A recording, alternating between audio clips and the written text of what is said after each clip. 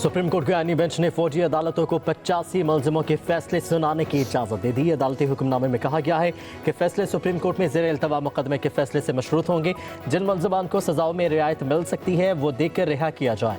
जिन मुलजिमान को रिहा नहीं किया जा सकता इन्हें सज़ा सुनाने पर जेलों में मुंतकिल किया जाए। जस्टिस जमाल खान मंदुखैल ने रिमार्क्स दिए कि मामला संगीन है, क्या आपको सिविलियंस कोर्ट पर एतमाद नहीं। ख्वाजा हारिस ने दलाल दिए 3-1 अगर बुनियादी हकूक़ फराहम नहीं करता तो इसे मिलिट्री कोर्ट में चैलेंज नहीं किया जा सकता। जस्टिस मुसर्रत हिलाली ने कहा यहाँ बात बुनियादी हकूक़ की नहीं हो रही, सिविलियंस और नॉन सिविलियंस की हो रही है।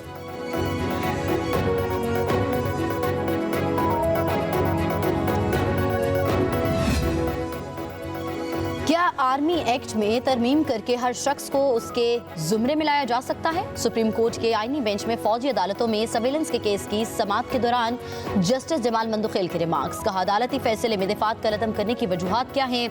वजारत दिफा के वकील ख्वाजा हारिस ने दलाइल दिए, सुप्रीम कोर्ट के फैसले में खराबियां हैं। जस्टिस जमाल मंदुखैल ने कहा, अदालती फैसले को इतना बेतौकीर तो ना करें कि इसे खराब कहें। जस्टिस मुसर्रत हिलाली ने कहा, 9 मई से पहले भी तो किसी को इन दफात के तहत सजा हुई होगी।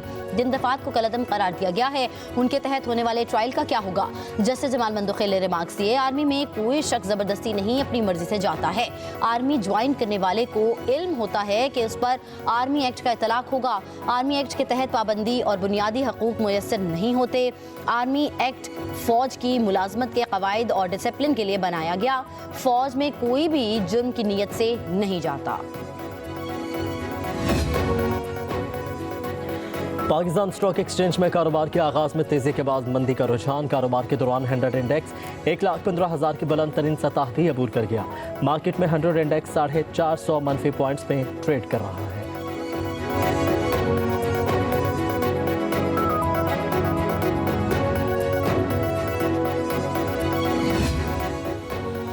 वर्ल्ड बैंक ने 50 करोड़ डॉलर से ज्यादा का बजट सपोर्ट कर्ज मंसूख कर दिया। इक़्तिसादी राहदारी की बिजली की खरीदारी के माहिदों पर नजरसानी समेत कुछ अहम शराइत पर अमल दरामद नहीं हो सका।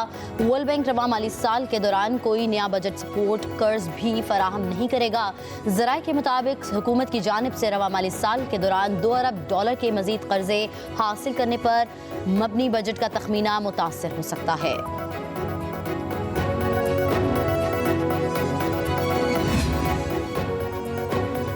हुकूमत और तहरीक इंसाफ के दरमियान बाकायदा मुज़ाकरात कब शुरू होंगे, ताहाल सूरत हाल वाज़ेह नहीं हो सकी। ज़राए के मुताबिक 2 तरफ़ा राबतों और मुलाकातों के बावजूद ताहाल बाज़ाब्ता मुज़ाकरात शुरू नहीं हो सके। PTI मुज़ाकराती कमेटी के सरबराह उमर अयूब ने हुकूमत से राबता नहीं किया। स्पीकर कौमी असम्बली अयाज सादिक से PTI रहनुमा शेर अफजल मरवत की मुलाकात हुई। शेर अफजल मरवत ने मुज़ाकरात के लिए अयाज सादिक को बेहतरीन शख्सियत करार दिया। कहा कि आप पर हमें मुकम्मल एतमाद है, आप लीड करें।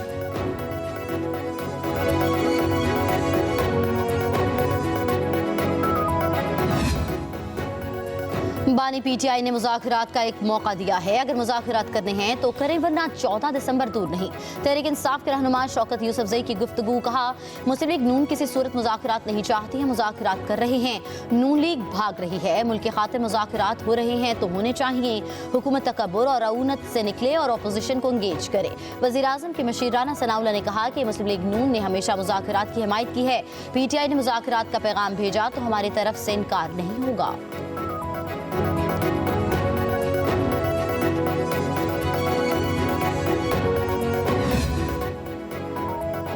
वज़ीर आला खैबर पख्तूनख्वा अली अमीन गंडापुर का GDA के रहनुमा सफदर अब्बासी से टेलीफोनिक राबता, अपोजिशन जमातों का मुश्तरका इत्तेहाद और हुकूमत मुखालिफ तहरीक चलाने पर तबादला ख्याल। GDA ने मशरूत ताउन की यकीन दहानी करा दी। सफदर अब्बासी ने जवाब दिया, PTI की आला क़यादत पीर पगाड़ा से बराह रास्त राबता करे। GDA और PTI समेत अपोजिशन जमातों से वर्किंग रिलेशन बढ़ाना चाहती है।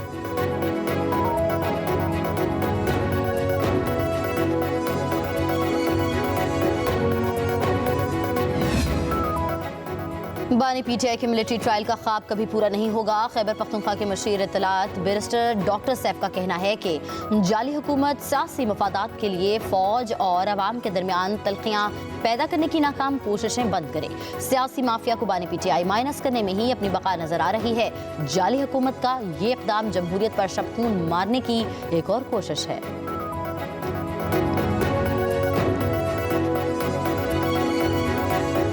शाम की जो नई सूरत हाल पैदा हुई, वहाँ के हालात के पेश नज़र पाकिस्तानी ज़ायरीन वो महसूर हो गए।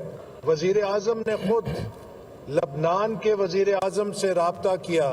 लबनान के वज़ीर आज़म का शुक्रिया अदा करते हैं कि उन्होंने वज़ीर आज़म से कहा बाहिफाजत पाकिस्तान पहुँचने के लिए अपने वतन से राहदारी देंगे।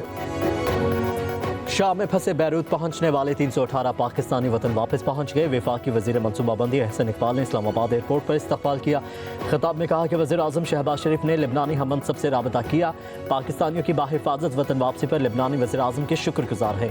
मज़ीद बोले वज़ीर आज़म शहबाज शरीफ ने पाकिस्तानियों को फ़ौरन वतन वापस लाने की हिदायत की थी। पैगाम मिला था दुनिया में कहीं भी पाकिस्तानी मुश्किल में होगा तो वो अकेला नहीं होगा। वतन पहुँचने वाले पाकिस्तानियों के लिए NDMA की जानिब से बसों का भी इंतज़ाम किया गया।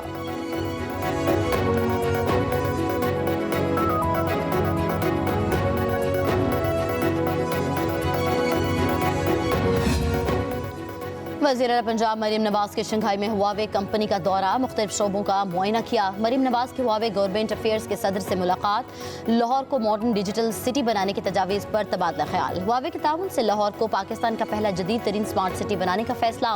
मरीम नवाज की हुआवे को पाकिस्तान बिलखुसूस पंजाब में सरमायाकारी की दावत। नवाज शरीफ IT सिटी में ऑफिस कायम करने पर भी ताउन की पेशकश। वज़ीर आला की हुआवे को पंजाब में असम्बलिंग और मैन्युफैक्चरिंग प्लांट लगाने पर भरपूर ताउन की यकीन दहानी। मरीम नवाज ने कहा कि डिजिटल पंजाब के विजन को हुआवे के इश्तराककार से अमली शक्ल देंगे।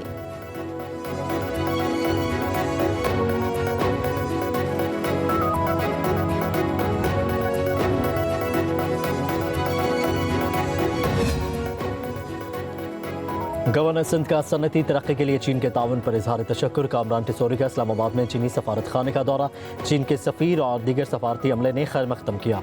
गवर्नर सिंध और चीनी सफ़ीर की मुलाकातें बाहमी ताउन के फ़रोग़ पर बातचीत। पाकिस्तान स्टील मिल की बहाली के लिए चीन की सरमायाकारी पर भी तबादला ख्याल।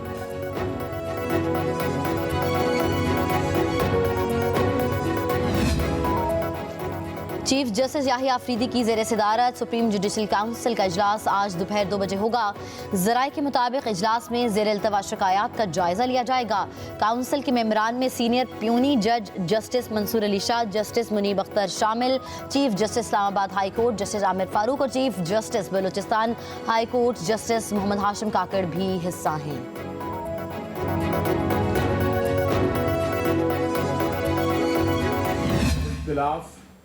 जो पैदा हुआ है वो इख्तिलाफ मदारिस का वजारत तालीम से रजिस्टर्ड होना, मदारिस का वजारत सनत से रजिस्टर्ड होने का मामला है। जो मदारिस वजारत सनत के साथ जाके रजिस्टर्ड होना चाहें वो उनके साथ रजिस्टर्ड हो जाए, जो वजारत तालीम से रजिस्टर्ड होना चाहें वो उनके साथ हो। चेयरमैन उलमा काउंसिल पाकिस्तान अल्लामा ताहिर अशरफी कहते हैं मदारिस की रजिस्ट्रेशन पर कोई इख्तलाफ नहीं, मदारिस वजारत तालीम के मातहत होंगे या वजारत सनत के। ये इख्तलाफ इस वक्त मौजूद है।